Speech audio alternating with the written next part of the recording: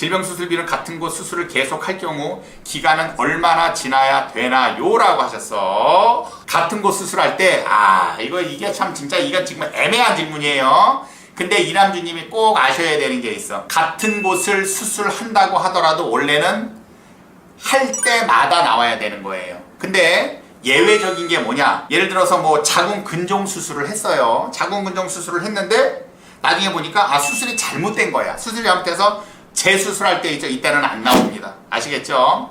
자궁 근종 수술을 만약에 했는데 일주일 후에 자궁 근종이 예를 들어 또 하나 생겼어요. 요거는 새로운 질병으로 발병하는 거 아닙니까? 이때는 또 지급하게 돼 있어요. 이해하셨죠? 그래서 원래는 같은 부위라고 하더라도 새로운 질병일 경우에는 할 때마다 나와야 되는 거예요. 아시겠죠? 그런데 이런 것들에 대한 예외가 뭐가 있느냐? 체외 충격파 쇠석술 있죠. 그러니까 우리 보면은 돌 생기는 거 있어요. 옛날에는 다 피 보는 수술, 관열 수술을 통해서 돌을 빼냈는데 지금은 체외 충격파 쇠석술이라 그래서 밖에서 꽝 때려가지고 요거를 잘게 부숴가지고 소변으로 빼내는 거 있지 않습니까? 그런 것들에 대한 수술일 경우에는 60일 한도라는 게 있어. 똑같이 했다라고 하더라도 뭐 일단 다 빠졌는데 어머 돌이 또 있었네. 그래서 또 체외 충격파 쇠석술을 하잖아요. 그럼 요거는 원래 2종 수술에 들어간단 말이야. 조금 어려운 수술이에요. 2종 수술에 들어가기 때문에 또 지급을 해야 되는 건데 60일이 되지 않으면 체외 충격파 쇠석술 같은 경우에 있어서는 기간에 일수의 한도를 둔다. 이해하셨죠? 그러니까 원래는 다 지급을 해야 되는 거지만 예외적인 경우를 빼고 그리고 수술을 했는데 수술이 잘못됐다든가 또는 합병증이라든가 그래서 재수술할 때는 그때는 안 나옵니다. 알겠죠? 그렇습니다. 만약에 대장 용종을 해서 제거를 했어요. 근데 나중에 그 다음날 위내시경을 받았더니 위용종이 있었다. 그러면 그거 제거하지 않습니까? 그거는 서로 다른 질병이기 때문에 무조건 지급을 해야 되는 거예요. 알겠죠? 그러면 만약에 한 달에 대장용종 제거하고 위용종을 제거했다. 그러면 어떻게 됩니까? 이거 원래 2개 나와야 되는 거예요. 알겠죠? 근데 보험사는 어떤 짓거리를 하고 자빠졌다? 같은 날 수술했기 때문에 1회에 한으로 준다 그러거든요. 그거 거짓말이에요. 원래 2개 줘야 됩니다. 알겠죠? 그럴 때는 금감원에 민원을 넣으면 됩니다. 서로 부위가 다른 질병은 같은 날에 수술을 했다고 하더라도 전혀 상관없이 2개 줘야 되는 거예요. 알겠죠? 그러면 사람들이 누가 같이 수술해? 오늘은 대장 내시경 해가지고 대장 용종 떼고 내일 위내시경에서 위용종 떼게? 알겠죠? 이남주님 날카로운 질문하셨어. 그렇습니다. 제가 실손보험을 가입한 상태입니다. 56살 되셨고 실손보험은 입원하면 100% 환급 받는 걸로 알고 있어요. 환급이라는 말은 잘못 쓴 거고 이제 100% 받는 거예요. 이게 예전 보험이야 지금. 자기부담금 5,000원 빼면 100% 다 해주는 거. 그걸 말씀하신 것 같아요. 삼성화재 80세 만기 예전 보험이라 그런 거예요. 저는 갑상샘 암 수술, 뇌종양 수술 2주 후에 자궁적질과 담낭 제거 수술을 받게 되어 있어요. 이럴 경우에 지인이 말하기를 실손보험도 제한금액이 있다고 말해서 여쭤보아요. 제가 일주일에 2번 이상은 병원에 다니고 있어요. 실손보험 청구할 때는 횟수 제한이나 금액 제한이 있는 것인지 알고 싶어요 라고 하셨어요. 일단은 상관없어요. 일단은 상관없고 질병 같은 경우 예전에 100%를 보장해주는 건 좋긴 좋지만 질병 같은 경우에 있어서는 같은 질병일 경우에는 기간 한도가 있어요. 365일 안에 끝내야 돼. 365일 안에 끝내지 않으면 면책기간이 있어요. 180일. 예를 드는 거예요. 자궁 근종 수술을 2019년 1월 1일 날 하셨어. 1월 1일 날 하셨는데 나중에 이게 좀 악화돼가지고 12월 31일 날 입원을 했단 말이에요. 만약에 자궁 근종으로. 그러면은 12월 31일 것까지는 보상을 해줘. 왜? 자궁 근종이라는 질병은 1년 안에서 보장을 해주는 거야. 근데 12월 31일 날 입원해서 2020년 1월 31일 날 예를 들어서 퇴원했다. 그러면 그러니까 1월 한 달 내에 치료받은 병원비가 예를 들어서 500이 나왔지 않습니까? 이 500은 지급을 안 해줍니다. 이게 예전 실비의 단점이에요. 1년 안에 끝내야 돼. 2020년 1월 1일부터 6월 30일이라는 면책기간이 있어요. 같은 질병일 경우에는. 물론 다른 질병일 경우에는 면책기간이라는 건 없지만 지금은 면책기간이 있어요. 알겠죠? 그래서 여러 가지가 지금 복합적으로 돼 있는데 횟수 제한이나 지금 이거를 지금 말씀하시는 거거든. 뭐 제한 금액이나 뭐 이런 걸 말씀하시는 건데 예전에 가입했으니까 이거 분명히 3천만 원짜리 한도예요. 3천에 통원비 10만 원짜리인데 제가 봤을 땐 3천을 쓸 리는 없고 서로 다른 질병일 경우에는 3천을 쓰든 4천을 쓰든 상관없어요. A라는 질병으로 1,000만 원을 쓰고 B라는 질병으로 2천만 원을 한 달 만에 다 썼는데 3달째 됐을 때 C라는 질병에 걸렸다. 그러면 3천만 원 못 받는 거 아니냐? 이렇게 질문하시는 분들이 있어. 그것과 아무 상관없어요. C라는 질병은 다시 또 충전되는 거예요. 알겠죠? 그러나 지금은 이게 중요한 게 아니고 어떻다? 나이가 56세시면 앞으로 이 실비에 대한 보험료는 많이 올라가는 거. 많이 올라가는 거를 꼭 염두해 두셔야 되는데 이거는 선택사항이 없는 거예요. 뭐가 선택사항이 없다? 지금 병원 치료를 많이 받고 종합병원이라고 말씀하셨으니까 보험료가 올라간다고 하더라도 어쩔 수 없이 이 보험, 이 실비는 가지고 있을 수밖에 없습니다. 알겠죠? 아유, 그래. 그리고 보험 적용 되지 않는 약정을 받을 때도 청구하여 받을 수 있는 것인지 알고 싶어요 라고 했어요. 받을 수 있어요. 다 받을 수 있으니까 비급여에 대해서 다 받을 수 있어요. 혹시요 제가 2월 20일에 심장 통증으로 인해 엑스레이 초음파 일단 3개월은 넘었어요.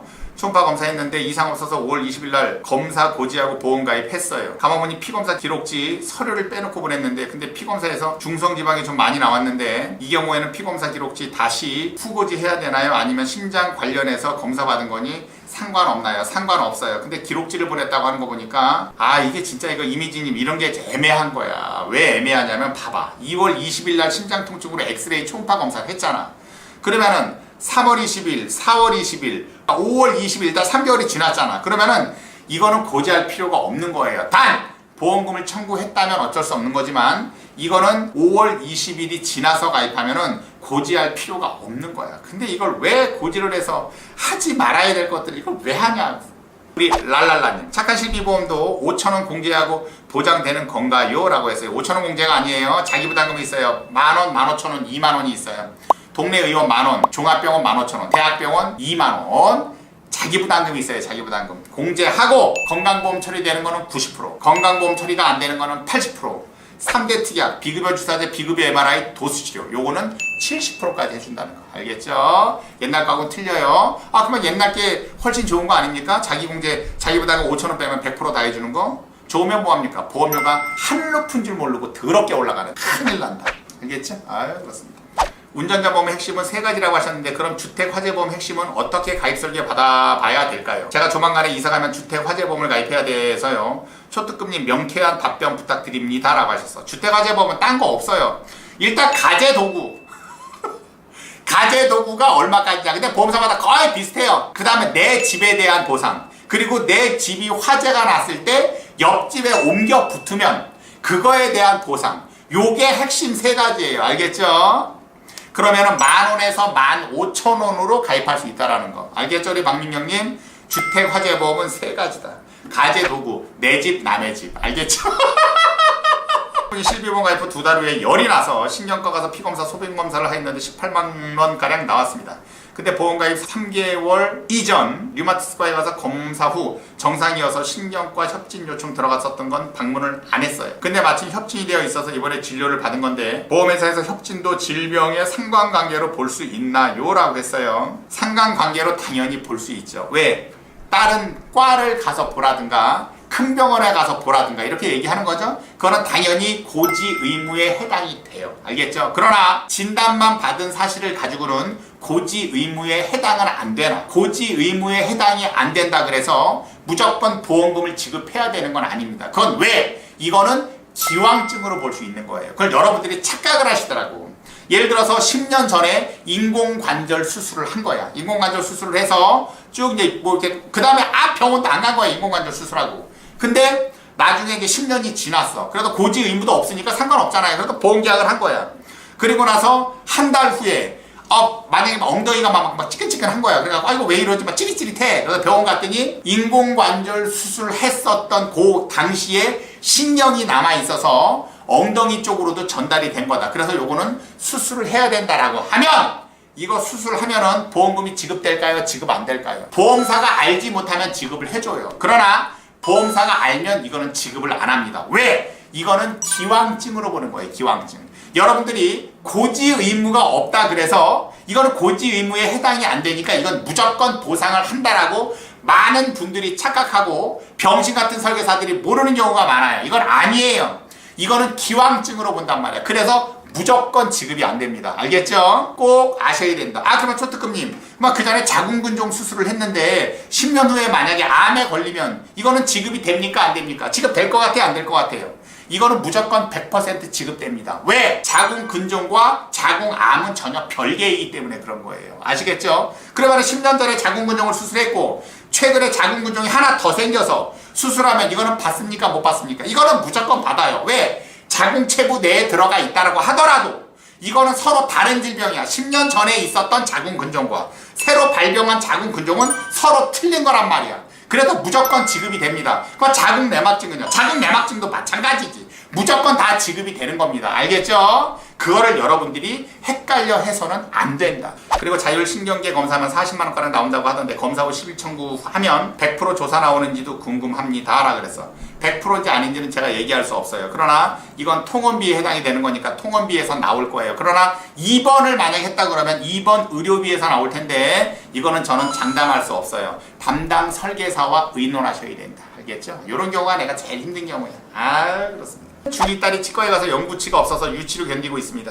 향후 임플란트를 해야 된다고 하는데 지금이라도 넣어야 될까요? 겨울방학 때 교정하면서 1년 후 임플란트 하려고요 라고 했어요. 이거 치아보험 가입해도 해당 사항이 없어요. 안 됩니다. 알겠죠? 왜? 없는 치아는 안 돼요. 이런 거는 보장이 안 돼요. 전 보험사 동일합니다. 알겠죠? 이런 거는 안 됩니다. 우리가 흔히 얘기하는 맹출치아라고 있어. 치아가 밖으로 뻗어오는 것처럼 삐져나와서 빼고 임플란트 하면은요, 이런 것도 안 되는 거예요. 알겠죠? 매복치도 마찬가지야. 안에 숨어있는 이빨을 빼고 한다. 이것도 안 돼요. 근데 지금은 치아 자체가 없는 거지 않습니까? 없는 치아는 안 돼요, 이거는. 임플란트 해도 보험금이 나오지 않습니다. 잘못 알고 계셨어. 그러니까 초특급이 있어야 된다. 치아보험을 가입했더니 나중에 이제 임플란트를 해야지 라고 해서 임플란트 하려고 해서 물어봤더니 원래 없었던 치아는 안 됩니다. 그러면 얼마나 또 황당하겠어. 그럼 이미 보험료는 3만 얼마 5천 원씩 해서 1년에 한 40만 원을 내서 한 2년 됐는데 한 80만 원 냈는데 그건 어떻게 되나 휙 날아가는 돈이다. 그럴 때는 돈을 내고 상담 신청을 해라. 알겠죠?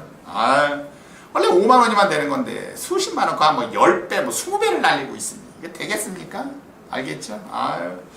보험가입 시 계약자가 사망한다면 그 계약은 해지되는 건가요? 아니면 상속자가 이어받아 계약자를 승계할 수 있나요? 당연히 승계가 되는 거죠. 보험은 피보험자가 사망했을 때 또는 행방불명 됐을 때 더 이상 보험에 대한 효력이 없을 때 그때만 가능한 거지. 계약자 변경은 다 가능합니다. 단 피보험자 변경만 못하는 거예요. 피보험자 변경되는 거는 하나밖에 없어요. 뭐다? 단체보험. 알겠죠? 그렇습니다. 치과보험 6개월 하고 다 치료하고 해지하면 보험 사기 맞죠? 치과보험 거의 10년이던데 그래서 뭘 해지하고 막 묵게 왜 보험 사기예요? 충치로 인해서 치료 또는 치료 권유를 받지 않았거나 치주질환으로 수술 또는 수술 권유로 받지 않았으면 그건 고지사항에 해당이 안 되기 때문에 그게 왜 사기 계약입니까? 사기 계약 아니지. 무슨 소리 하고 있어. 그 보험은 고지 의무만 다 했으면 사기 계약 아니에요. 정상적으로 고지 의무 다 했는데도 보험사에서 안 주는 경우가 얼마나 많은데 그걸 때려잡아야 되게 보험사를 파장이야. 알겠죠? 그렇습니다. 3년 전에 폐색전증으로 한 달 정도 치료받았는데 이것도 5년이 지나면 없어지나요? 5년 지나도 보험 못 드나요? 5년이 지나면 보험 가입할 수는 있어요. 왜? 이건 고지 대상에서 빠지기 때문에. 단! 5년 전에 기존에 보험 가입한 게 있어서 보험금 청구를 했다라고 하면 전 보험사가 공유를 하기 때문에 이거는 자동으로 떠서 가입이 어려울 수는 있다. 이거는 심사를 넣어보는 수밖에 없고 만약에 통과되면 다행이고 통과에 대한 전제 조건으로 폐에 대해서 만약에 부담보가 떨어진다. 그만큼 어쩔 수 없는 거예요. 만약에 거절 떨어졌다 그러면은 그때는 어쩔 수 없이 유병자로 들어가야 된다. 알겠죠? 그렇습니다. 초특급님 부모님이 골다공증 약을 복용한 지 2개월 정도 되셨습니다. 진단비 위주로 보험을 가입하라고 하는데 유병자 보험으로 가입해야 하나요? 일반 할증으로 들어갈 수 있나요?